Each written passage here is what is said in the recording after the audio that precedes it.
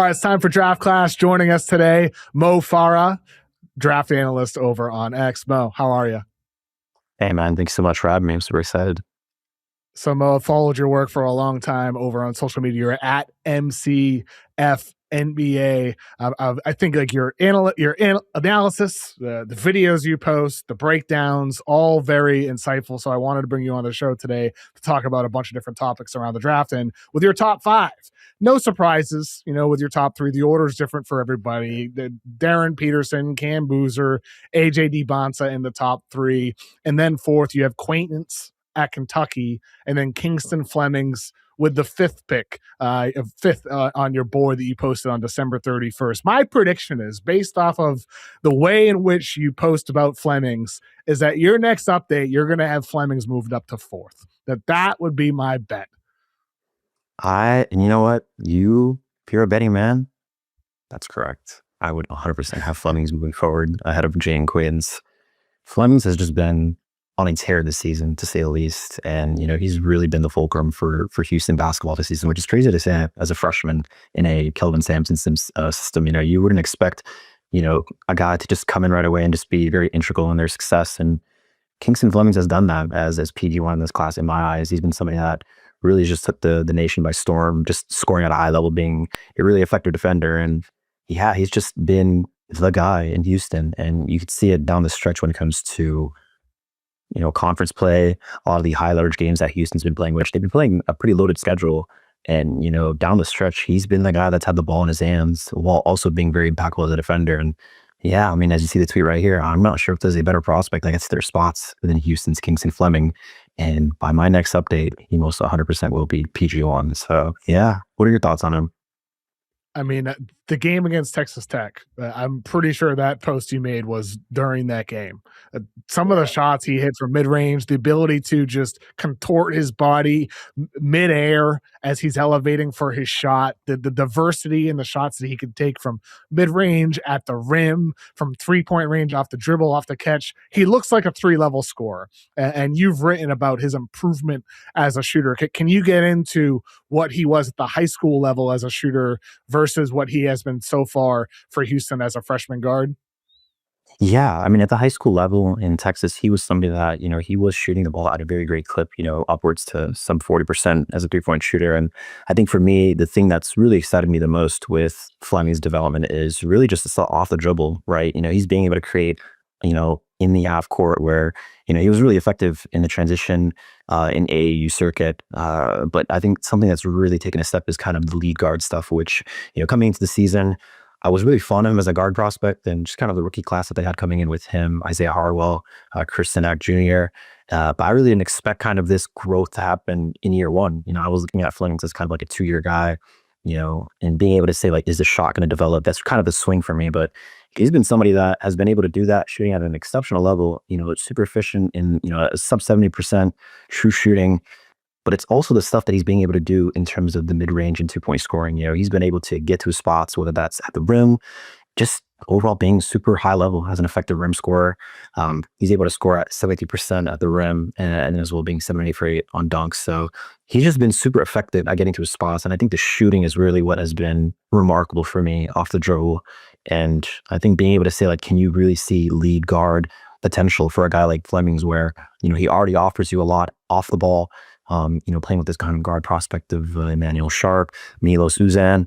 He's a guy that can play with the ball in his hands, without the ball in his hands, super effective as a defender. So, the ceiling is endless for a guy like him. And, I was having a discussion with somebody about Flemings. Like, early on in the season, I was saying he was very Kassan Wallace coded in terms of, the 6'4", two-way guard that can really shoot the ball at a high level. But, I think he surpassed that. And, as you see right here, he is quite the talent. And he's been able to show that in high leverage games and very early on in conference play for Houston. So yeah, he's really shown a lot of growth in the shooting, particularly off the dribble and just getting to his spots, whether that's at the 2-point, in the mid range, or at the rim. You mentioned he's listed at 6'4". Back in 2023, he measured at 6'1.5". Maybe he's grown a little bit since then. I don't think he's actually 6'4". And this is where, like, I playing devil's advocate here, In 2024, Reed Shepard, 6'1" and 3/4. Rob Dillingham, 6'1". In 2023, Scoot Henderson, 6'2" and a half. Cason Wallace, 6'2" and a half. In 2021, Davion Mitchell, 6 foot flat. These are guys like similar height, drafted in the top 10 the last 4 or 5 years.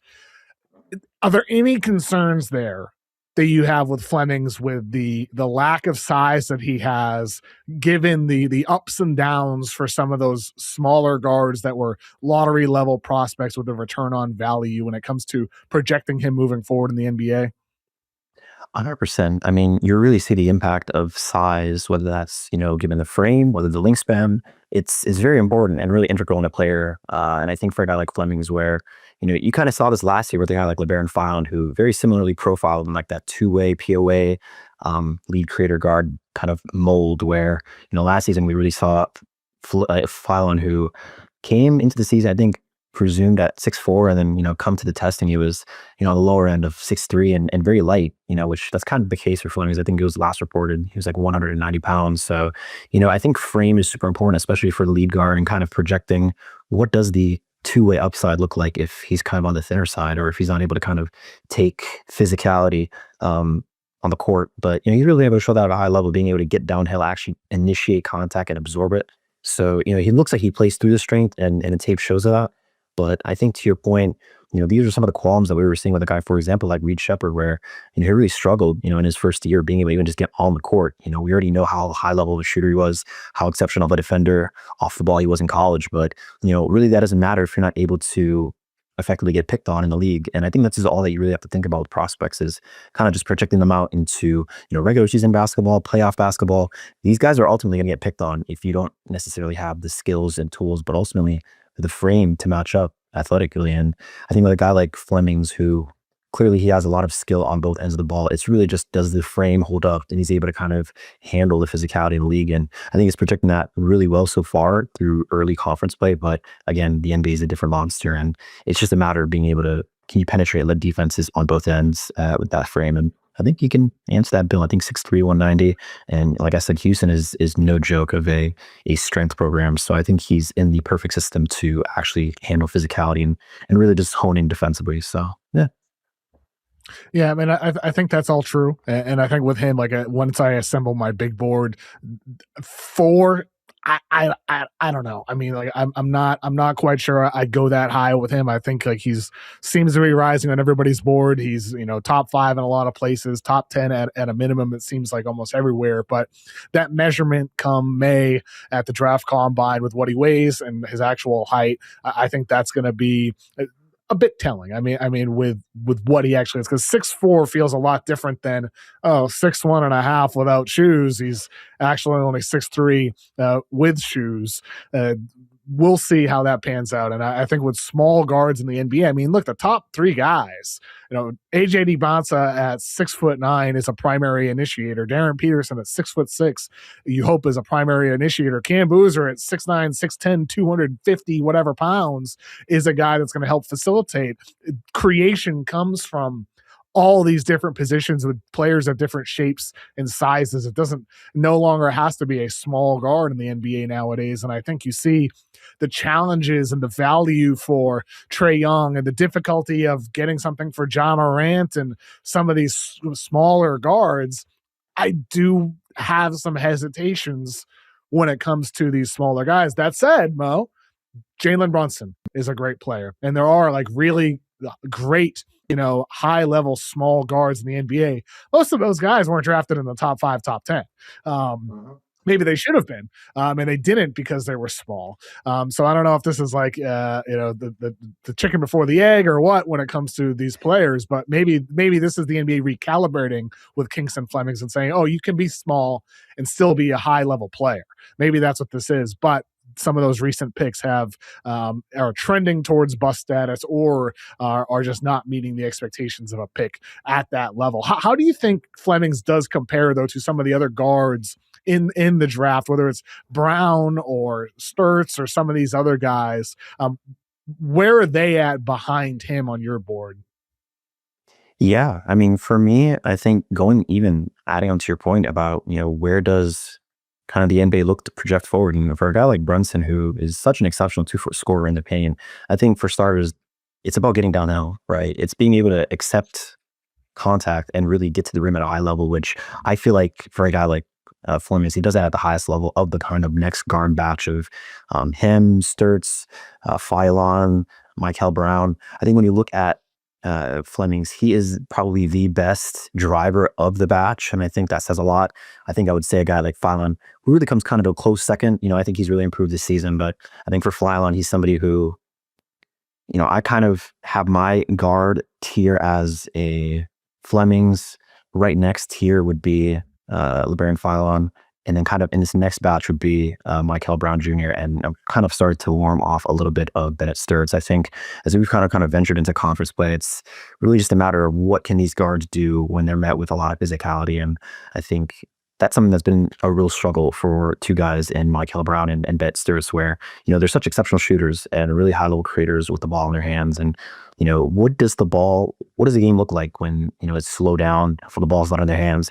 I think for a guy like Michael's case, it's really just about availability currently with the back injury. And, he's just been really inefficient, but, we know what he looks like when he is hitting, which, you can look at the summer at FIBA play where he was just super high level, getting downhill, getting just his shots. And I think there are a lot of elite level guards in this class, but it all comes with a contingency. And I think with a guy like Flemings, I have the least amount of questions, which to say, comparing the top three to this next batch of guards, it's just a matter of like, what do you nitpick the least with them? And I think with a guy like Flemings, who he's the best defender of that next guard batch, he's the best driver of the best batch in that group.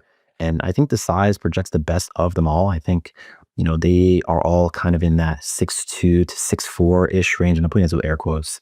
And until we kind of get more idea of measurements. But yeah, they're kind of in that next batch from a frame perspective, but it's really just like the atypical skills that Flemings gives me. And I think I just trust in him the most in terms of the defense and also just the frame. Like he has a 6'7" wingspan. And, for me, I think this is something we're even definitely going to have a chance to mention down the stretch of the show where, guards, I think when you're evaluating guards, it's super important to see, do they really possess like plus level positional size, strength, and just outlier skills. And I think with a guy like Flemings, who he just has a crazy burst. He's somebody that can leverage the size that he has getting downhill. And like I said earlier, getting to his spots with that burst. And I think of this next batch, I think he just offers the best blend or intersection of the physicality, the length, and just the creation skill. And that's not to say that these next batch of guys don't have that, but I think they just have a lot more frame questions or athletic limitations for me to kind of buy in on them more than a guy like Kingston Fleming. All right, it's time for an NBA rookie check-in. I want to talk about the top four because Cooper Flag, obviously number one.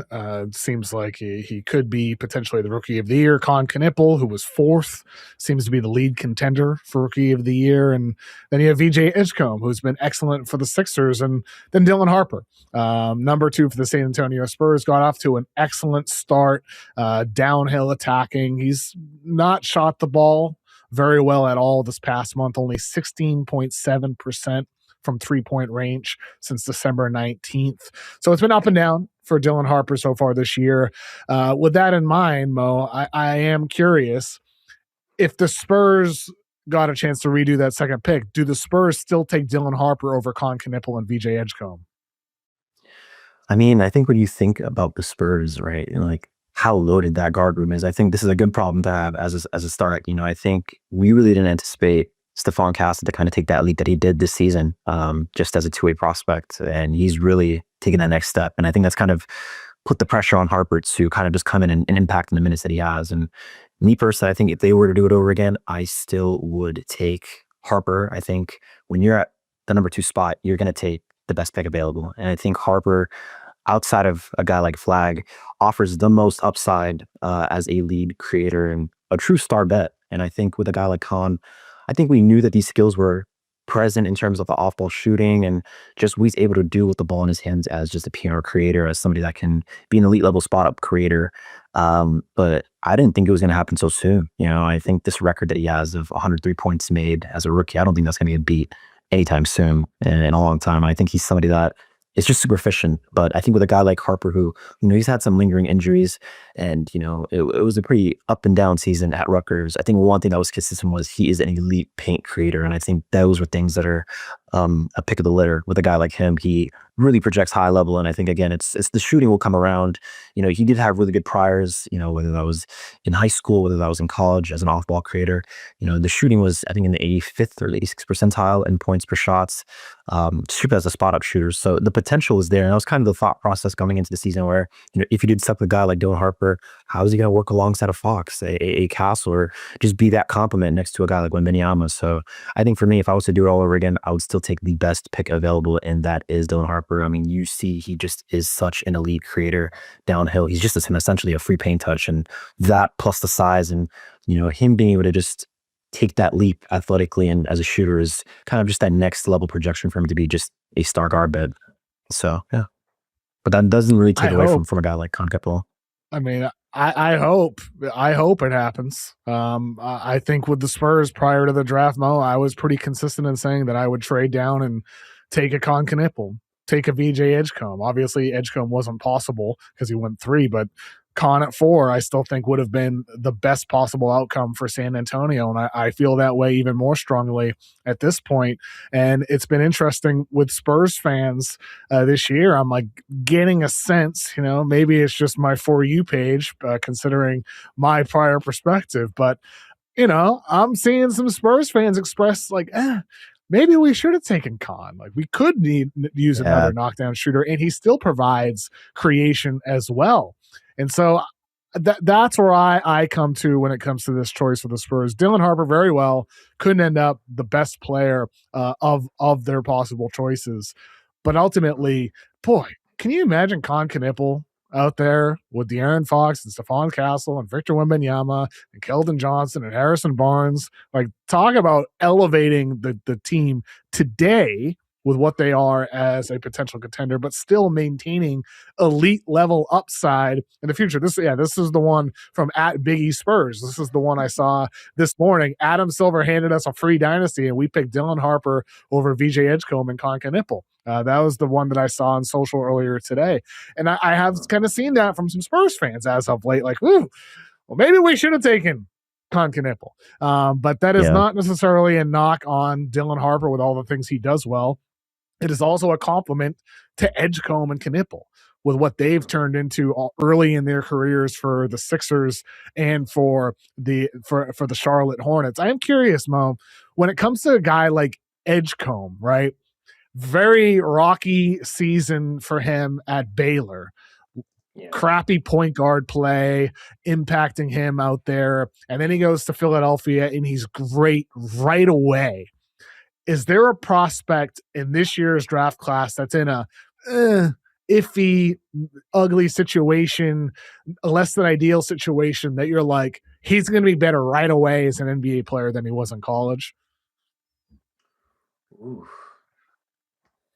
I mean, that's tough. There's a lot of guys that are kind of in that boat. I think maybe, for example, one of the guys, it could be like a Darius Acuff, right? I think you're seeing a guy like him be really leaned on in a Cal system where it's him with the keys in his hands to be really effective as pretty much the linchpin for your entire team, right? Being the guy who, pre-NCAA, he was kind of a scoring, handling guard. And, coming to Arkansas now, being that guy that kind of has to set the table for everybody and really kind of tap into the decision making, and also just showing what can he do maybe on the defensive end. And, I think one thing with him, his measurements and just kind of his archetype of guard, being on the shorter end, which is kind of a consistent theme with a lot of guards in this class outside of the top 3, is, what can you do and project as from college and high school and hopefully into the league. And I think a guy like Darius Acuff, who maybe doesn't necessarily have the most favorable scenario with, not the best shooting around him, not the best guard play, pretty inconsistent play for guys like Hard Knocks or Malik Thomas. He's been kind of that guy that's just been consistent night in and night out, especially in SEC play. And he's been really consistent against high level competition. So I think a guy like Acuff is somebody that probably might project better into the league. I mean, that's a potential shout. I think one of my best bets would be a guy like Hannah Steinbeck from Washington, where I think that team heading into the season, considering all the transfers that they got and, kind of the hype around a guy like Steinbeck following FIBA play, he was somebody that I was going to say is probably not in the most favorable front court setting, and he's going to be very tasked with pretty much everything offensively for that Washington team. And he's kind of just came in and just blew my expectations out of the water. And this is again saying a guy who, at 18 when he was playing in Germany, in my time watching guys like Noah Singay, Ben Seraph when they were playing for Ratio Farm Ohm, in the times that they played a guy like this guy, Hannes Steinbeck, he was kind of the best prospect on the court. Mind you, there was 2 first-round picks in the 2025 draft playing, and it was this 18-year-old guy that was, the best prospect on the court. And that's saying a lot, considering Steinbeck was at one point leading the entire German BBL in player efficiency. So I think for him, there's a lot of things to like with a guy like Steinbeck in terms of the rebounding, the size, the touch, kind of the intersection with skills. So I think guys like Acuff, Steinbeck, who, maybe necessarily aren't in the most favorable scenarios, currently compared to previous season expectations, I think they've just outshined their expectation. And, in a tweet like this, what he's really doing to open his freshman season is pretty remarkable. For a guy who was leading the FIBA U19 in rebounding, I think that was something that initially I was expecting to translate right away, was just, is he going to be able to come in? And, I was watching an interview and it was something about Jokic talking about, his ability to get triple doubles at a high level. And, one of the sentiments was the ball loves him. And I think that's something that kind of translates to a guy like Hannes Steinbeck, where the ball really does love him. And he's somebody who, is second in the NCAA in rebounding. And, at 6'11", to pair that kind of rebounding skill with the kind of excellent hands and just shooting touch and just overall IQ and basketball feel, he is somebody that is one of the most productive players in the entire nation as a freshman. And he's somebody that is really garnering a lot of, lottery and ultimately for me, top 10 pick range for me. And like I said in my tweet, this intersection is producing one of the most productive big man profiles of the last 15 years and that's saying a lot. So yeah, I would say those two guys, Steinbeck and Acuff, are not in the most favorable situations, but are doing a lot more than expected with the hands that they've been dealt with. Let's move on to our weekly movers, and I want to start us off here with Braylon Mullins over at UConn. He's missed the start of the season, but boy, he's been excellent for UConn. Last week against Providence in an overtime win for UConn, he had 24 points, 8 of 14. He hit 6 3-pointers in the game. He's probably the best shooter in the class. Maybe Darren Peterson aside, if you want to put him first. But Braylon Mullins, the versatility that he has off the catch, off the dribble as well, the feel for the game at 6'6", to me, Mo, like this, he just looks like a clear cut. This dude's going to be a pro for a long time in the NBA. Yeah, I mean, with a guy like Mullins, he is somebody where pre-NCAA in the Adidas circuit for 3SSP, he was a remarkable shooter, 40% or 47% from 3-point on 6 3-points a game in Adidas. And, he's somebody where he's one of the best shooters in this class, if not the best. I would say at least top 3 for me. And, when you look at UConn historically, like they love this archetype of guards where, you can kind of come in, shoot the ball at a high level and really connect play. But I think he offers a different element than guys in previous, like Liam McNeely, Alex Caravan, maybe a Jordan Hawkins from previous, where it's the things that he does off the ball in terms of the feel, the defense, and, at the size at 6'7" or 6'6", he really is effective as just a shooter. And I think you can see right away he's coming in, impacting UConn at a high level, which says a lot, for a team that's won back-to-back championships in the last 3 years. He is somebody that has been super important in their success. And I think when you look at a guy like Mullins, he 100% screams longtime NBA vet. And, I was mentioning this with earlier, with a guy like Colin Kanepu, who, that pre-NCAA profile where, they're not necessarily the entire same player, but kind of that bigger size jumbo wing that can shoot the ball at a high level, really create for others and, offer a very like stout profile. I think with a guy like Mullins, I think projects a lot better, in terms of kind of the feel that he has in the defense. And I think, again, he just really projects as a high level defender. And I think even coming into the season with the ankle injury, I was a little skeptical, but, I still had him as a top 20 guy. And I was just really leaning on the pre-NCAA tape, and he's come in and just really blew my expectations out of the water. And I completely agree. This is a long-time vet in the making, and I think the shooting, the feel, the defense is the reason why. Won't shock me if Mullins ends up in the top 10 come draft night. Who's a guy that you have moving up your board? Ooh, I mean, for me, I think one of the number one names is a guy like Joshua Jefferson from Iowa State. He's been somebody that, coming into the season, I was a little worried with what he's able to do in terms of the shooting, kind of the feel. And I think he's really been playing at an All-American level this season. for Iowa State, who is playing undefeated, playing one of the best brands of basketball, one of the best defenses, and it's been really led by a guy like Joshua Jefferson, who 6'8", hybrid forward, really dribble, pass, shoot. He possesses a really strong archetype, and coming into the season, as I said, I was really curious to see his growth as a shooter. 31% from in his junior season, 27% from three in his sophomore season. And he's coming out the gate right now, 37% on really good volume. And it's kind of the other things as well that he's grown. He's becoming a high level playmaker, 27.8% assist rate, and he's doing it on a really good efficiency in terms of his turnovers. So for me, Joshua Jefferson, he's been in the conversation in terms of All Americans for me and this season. And I think he's somebody that's really shot on my boards. Preseason, I was thinking of this guy as, if the shooting can improve, kind of just the overall feel, maybe he can kind of creep into maybe mid to early second round for me. But, he's been somebody that, has pretty much entered as like my 19th or 18th rated prospect, and just the gradual improvements. I think I'm a little weary though with guys that have small sample sizes of really good shooting. I.e., maybe I like Devin Carter from previous, where does the shooting stick? When you have a long history of inconsistent perimeter play. But for a guy like Joshua Jefferson, he's really improved a lot this season, and he's been somebody that's been very vocal and very integral in Iowa State's success. So yeah, a lot love a guy like him, and he's been somebody that's been really moving up for me, especially in conference play. Averaging 16 points, 10 rebounds, 6 assists. He's been somebody that's just been super impactful for the Cyclones. Yeah, he's the type of guy who impacts the game without even just shooting the ball. He's someone who can make a positive impact even if the shot's not falling. And Iowa State is a big game on Tuesday against Kansas. Boy, like this is going to be a good one. Like Iowa State's been awesome this year. They have a ton of prospects, not just Jefferson as well, and Kansas, of course. Hopefully, we we'll get a full dose of Darren Peterson. What are you going to be watching for in this game, Mo?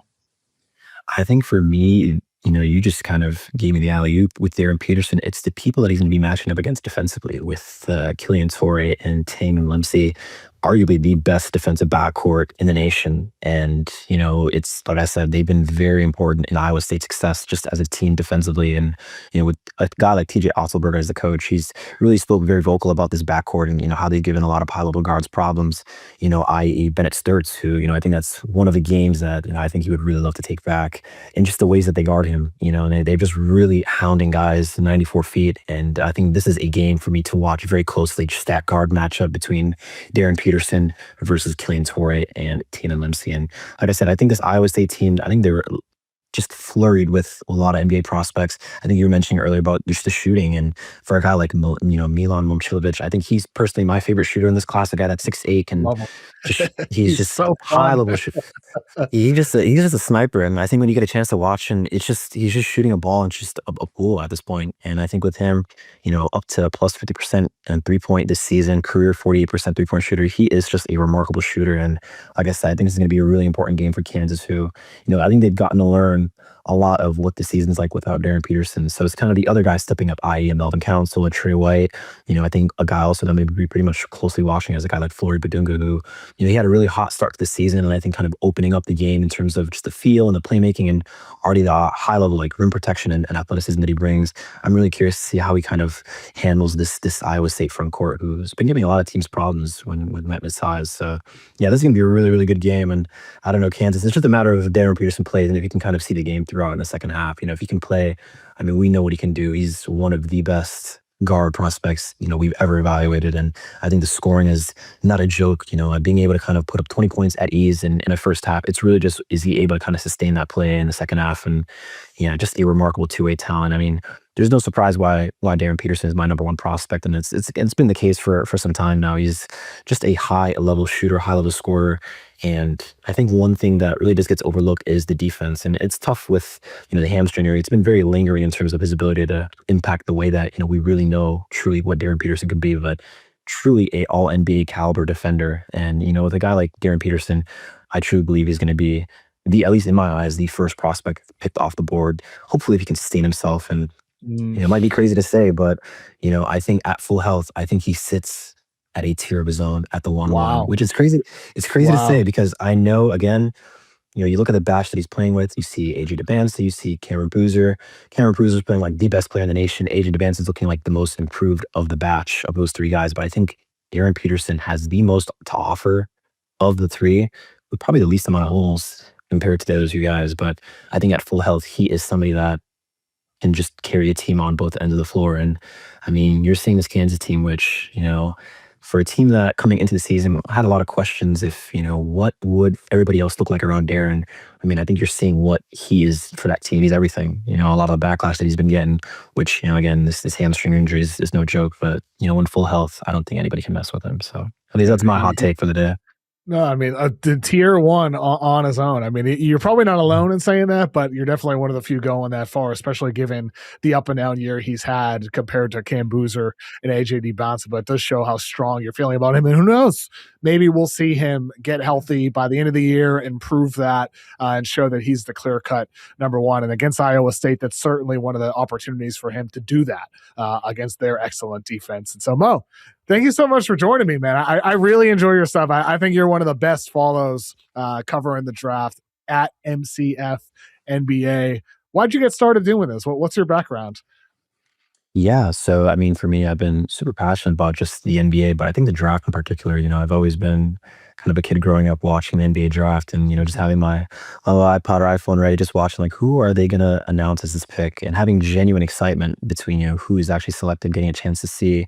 Because I was somebody that was always a college guy growing up. So being able to kind of say, following that and actually seeing that be something that's, a career and, being able to go back to school, do my master's in data science and really learn about the world of numbers and kind of seeing how that's been really important in the game of basketball. And you're seeing that now. I think, the men lie, women lie, the numbers don't. And I think we've been able to kind of see in the NBA and just in sports in general, the impact of data and what the analytics tells us and how you can kind of use that to just play at a different game and use that edge. So, being able to just kind of look at the NBA draft and just overall scouting from a different lens and offer something different than maybe what the space has and, combining film and tape as well as the numbers and seeing what kind of gems, what kind of high level numbers and just information that we can get. So yeah, thank you so much. I really appreciate this opportunity. The pleasure is mine. And yeah, super excited to connect and look forward to doing more work. So thank you so much.